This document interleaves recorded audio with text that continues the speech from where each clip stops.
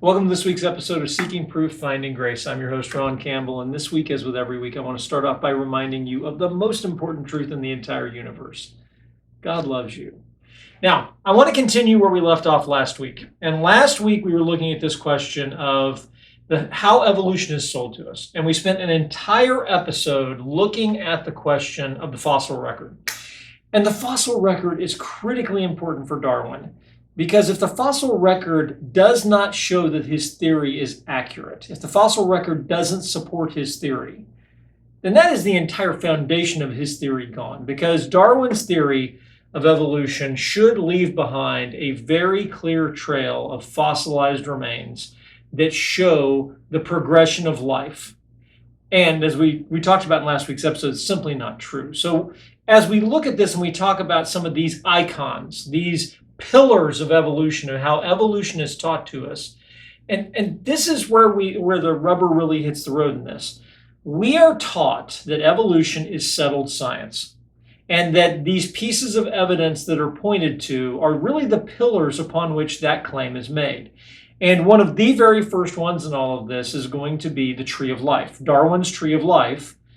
And we talked last week at length about how that just simply is not accurate. It does not, the fossil record didn't support him 165 years ago, and it doesn't support him now. And at this point, it begs the question, is it ever going to support him? And I think at this point, we can safely conclude that the answer is no, it's not going to support him. Life seems to have jumped onto the scene all at once.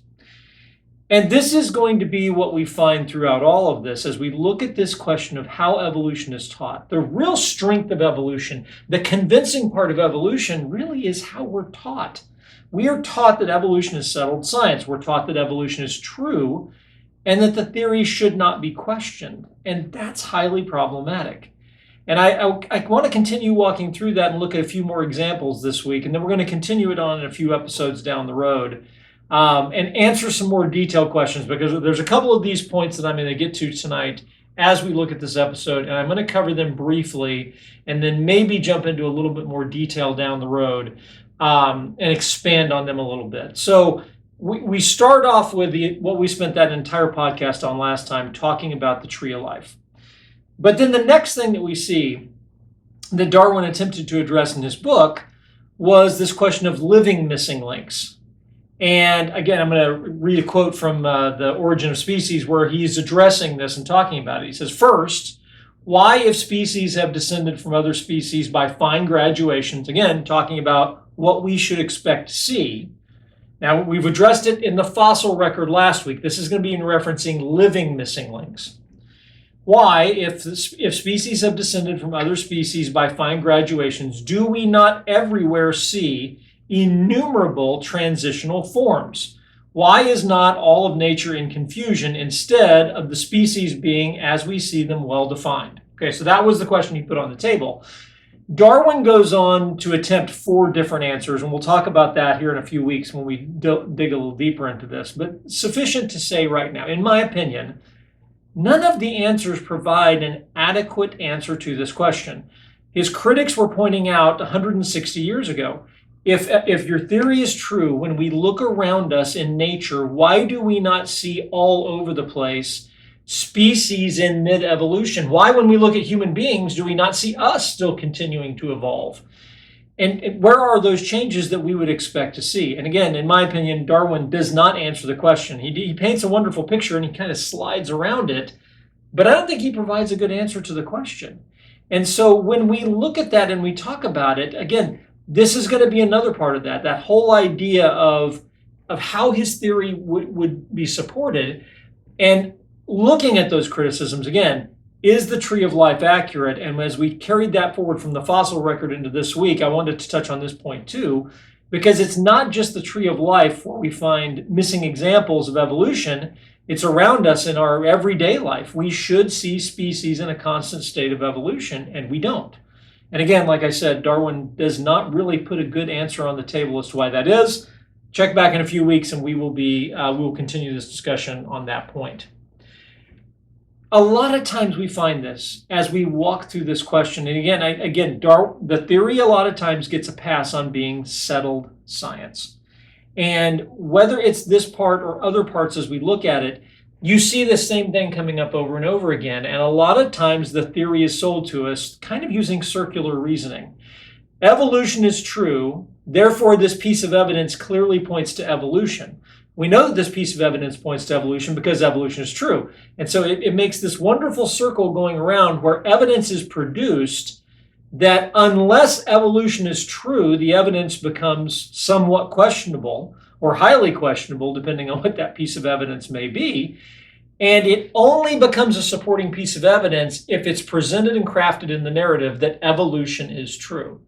And so I want to walk through that because, if I think about when I was growing up, I can remember in grade school at some point, I brought home a picture that I had drawn, and I was not a good artist, but I had brought home a picture, and my dad was angry, not at my artistic talent. He knew I was not a good artist, but Dad was angry about what I had drawn, and what I had drawn was a very crude picture of a whale-like creature crawling out of the ocean onto the land. And that's what we were being taught early on in grade school. And I remember my dad being kind of upset about the whole thing, not at me, but at that we were given this assignment. And I think my dad had a conversation with my grade school teacher about what I was being taught. And what I didn't realize was the shaky evidence that would be presented to me all throughout my school career in the 1980s. This would have actually been in the 70s. But in the 1980s, I was taught over and over and over again that these pieces of evolutionary evidence were absolutely true and unquestioned. And so one of those next ones that comes to mind when I think about this and I look at it is the Java Man. Now, if you look Java Man up online, you're going to find a lot of different things, and you'll find some of the same pictures. There's one picture there over my shoulder that is a pretty common one that you see when you look up Java Man online. But the Java Man discovery is a really interesting one because, again, this is a lot of salesmanship in terms of how this is sold to us, and there's a lot more salesmanship than there really is evidence that backs up this claim. And remember, what we're looking for here, if we find a picture like this, what we see clearly in this picture is an intermediate example of, you have apes on one end of the scale, you have human beings on the other, and we're told that this is our ancestral tree that we come from. Again, going back to that tree of life. And Java Man was considered to be, and is still by some considered to be, a groundbreaking breakthrough in this area. The problem that you have is when you look at the evidence that was actually found and the picture that was drawn, the two don't link up together. What was actually found with Java Man? Well, what was initially found was a skull cap, so part of your noggin, and 3 teeth. Later and further away was found a leg bone, a thigh bone. These 3 sets, we're getting 3 teeth, a skull cap, and eventually at another location, a leg bone, which are all purported to be from the same creature, were purported to be able to produce a drawing like that. And where we have to stop before we get kind of drawn in on going, well, if you think about how that could come together, how do you get from a thigh bone, 3 teeth, and a skull cap, that picture? Does that picture accurately represent what was found that day or that over time? Because again, actually, there's a lot of questions. The dig site is considered, looking back on it historically, a lot of the articles that I've seen and things I've looked at have to begrudgingly admit, well, the archaeology that was done, probably not up to today's standards. There's lots of issues and lots of questions online about how all of that was done. Was the leg bone that was found actually related to everything else? Is it the skull cap of an actual, is it actually a primate? Is it a human being? There's a lot of assumptions that go into this, and this is the complaint and this is the problem. I want to read to you a critique of this written in 1925 by G.K. Chesterton. 1925, 100 years ago this year. And I want you to see if this maybe kind of brings together a little bit of what we're looking at here and talking about. Java Man is presented to us as an important piece of evolutionary history. It's an important proof in that progression up through the fossil record. The problem is when you look at the picture that's drawn, does the picture that's drawn accurately reflect what we've got? So for example, if you look at the picture, the nose of Java Man. Now that nose is a very interesting shaped nose. and you've got a very prominent chin and a very flattened out nose, and you can see the kind of blending together that's happened there between ape and human being. Where do you get that shape of the face from? Do you get that from the leg bone? Or do you get that from the skull cap? Because the skull cap is not going to help you with the shape of the jaw or the shape of the eyes particularly, maybe the top part of the eyebrow. Where do you get the shape of the nose from? Where do you get the skin color from? Where do you get the hair? Where do you get all of those features that you see that are so convincing? What's convincing about Java Man is how the picture's drawn and the assumptions that go with it. And this is the problem. This is what Chesterton was addressing 100 years ago. Again, remember this criticism from 100 years ago. And let's jump into it. Experimental evidence of such an evolution being impossible, the professor is not content to say, as most of us would be ready to say, that such an evolution is likely enough anyhow. He produces from his little bone or little collection of bones and deduces the most marvelous things from it. He found in Java a piece of a skull, seemingly by its contour to be smaller than the human. Somehow near it he found an upright thigh bone, and in the same scattered fashion some teeth that were not human. If they all form part of one creature, which is doubtful, our conception of the creature would be almost equally doubtful. But the effect on popular science was to produce a complete and even complex figure, finished down to the last detail of hair and habits. You can see it in the way the picture is drawn. He was given a name as if it were an ordinary historical character. Popular histories published portraits of him like the portraits of Charles I or George IV. A detailed drawing was reproduced, carefully shaded to show the very hairs of its head were all numbered. No uninformed person looking at its carefully lined face and wistful eyes would imagine for a moment that this was the portrait of a thigh bone or of a few teeth or the fragment of a cranium. Chesterton is exactly right, and he was right 100 years ago. This criticism was brought to bear on this. You cannot get to that picture from a skull cap, 3 teeth, and a thigh bone. You just can't, unless you assume, well, evolution is true, and we think the bones are about this age, so what they should show us is a human being at this stage of the evolutionary process. That's how you get that picture. And that's the problem that we have with this. Again, it's how we're sold on this. The picture that's been drawn is far more convincing than the evidence that actually stood behind it. But that's how all of this is sold to us over and over and over again. I think back, and this one really gets me because I remember this. Not only do I remember Java Man from my textbooks back in the 80s, but I remember Ernst Haeckel's embryos. And you can find them out online still today, and you can probably find them in some textbooks still today, which is remarkable given that we knew, not in the 1960s, not in the 1980s, that Haeckel's embryos were a terrible piece of evidence. We knew in the 1800s that Haeckel's embryos were not a good piece of evidence. And what Haeckel's embryos are supposed to show us is a very common origin. So we all come from a common ancestor, this idea of macroevolution. And again, you can see a little picture there behind me over my shoulder right there, what Haeckel's embryos look like. The problem is it was known very early on, well over 100 years ago, that Haeckel's embryos did not remotely show what they purported to show. And Haeckel made several different, we'll say errors. There are lots of people who point the finger at him for lots of different things. But Haeckel purposely cherry-picked the examples. So of the creatures that he shows, he purposely cherry-picked ones that did have similarities during their process of development. But he also purports to show them at the early process, and that's not true. They're actually farther along in the process, and that makes a big difference in what he's attempting to show as to whether or not they're actually good representations. And perhaps the biggest problem of all is the drawings are not particularly careful to be accurate in some very important areas. So the drawings maybe tend to exaggerate and overly embellish The idea that these all share a common ancestor and look very close to each other, when if you actually look at what we know in various stages of development these creatures should look like, they don't at all look, I mean, they look similar to that, don't get me wrong, but the drawings overly state the case, rather optimistically so, you might say. So the drawings are not a good example of what's actually out there.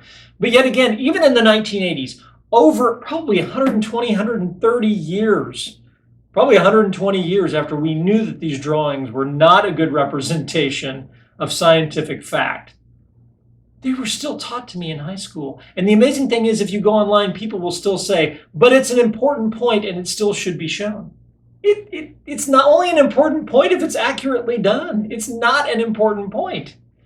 And this is the problem. Haeckel's embryos are taught to us as an important foundation of Darwin's theory that we all come from a common ancestor.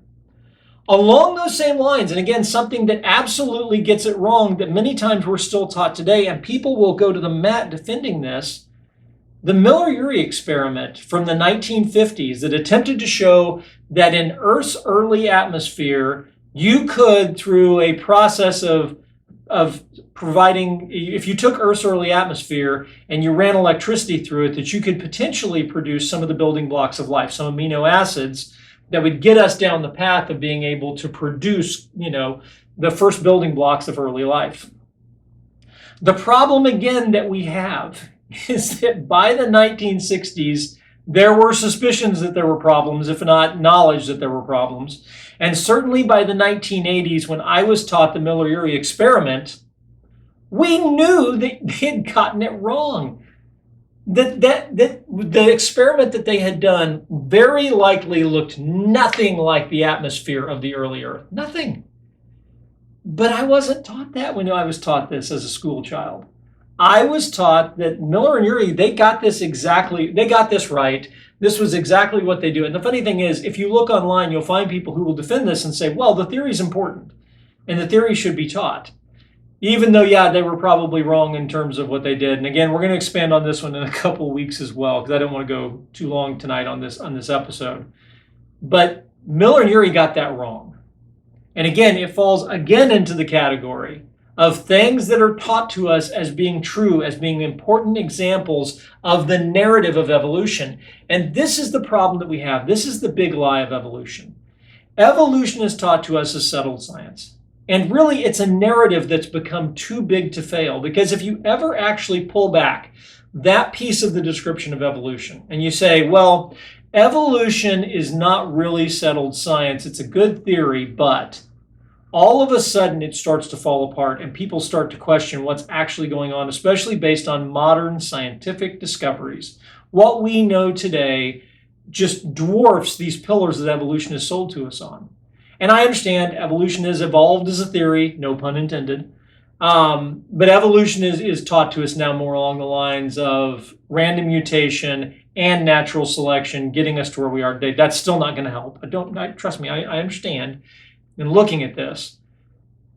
But when you're taught these things and when you walk through them, if we actually were honest in terms of how we were teaching them, we would recognize that evolution is standing on very, very shaky ground. And I want you to think about the narrative that this all pulls together.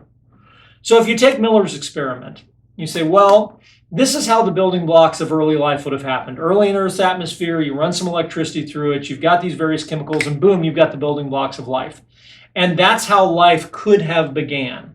That would have gotten the process jump-started and going. And then, well, we know the process has moved forward because, well, the fossil record supports Darwin and everything that he does. I mean, you've got the tree of life, and you've got, well, missing link issues, but you've got all these different things, and certainly you've got evidence like Java Man that just absolutely goes to show that we've seen this happening for years. And then Ernst Haeckel's embryos, my goodness, they clearly show a common designer, not common designer, I apologize. They clearly show a common ancestor working through all of life on the planet, and you can see that as life develops. You even have taught today, homology is something that is still taught today, and it was in my kids' textbooks. And again, when you look at that field and you look at similarities, again, in joint structures and things like that with various creatures today, there's a couple of different ways this could be taught. It could be taught that there's two possibilities, that you either have a common ancestor that we all share, or B, you have a common designer who designed all of us. But it's never taught the second way. It's always taught the first way. And when you think about this and you bring all of these things together, what you find is that the picture that is painted for us of how we know evolution to be true settled science is built on a group of proofs that are riddled with holes. And yet we're all, and again, this is us as a society, not just here, but around the world. We are all taught that evolution is settled science. But we're never really allowed to ask the question, based on what? And dare you question evolution, you will be immediately thrown under the bus as a science denier. And that's the problem, though, is if we were actually honest about how these things are taught to us, that these things are all taught as airtight, settled science, rather than, well, they're flawed examples of a theory that we don't really know whether or not it's true, but we like to think it is. Okay, those are two very, very different ways to approach this.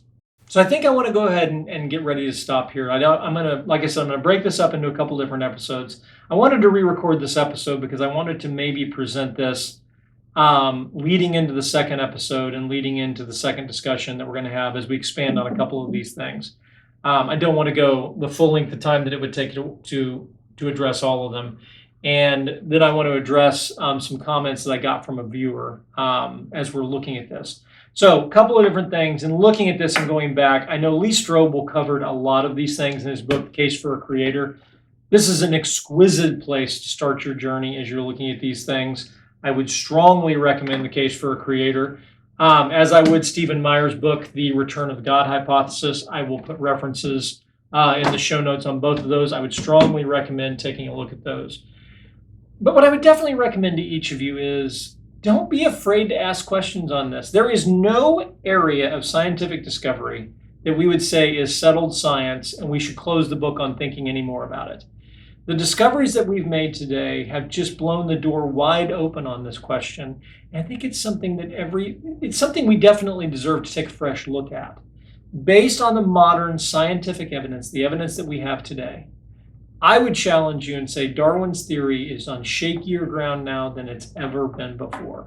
And that is something that we really need to look at and address. And we'll continue doing so in the episodes to come.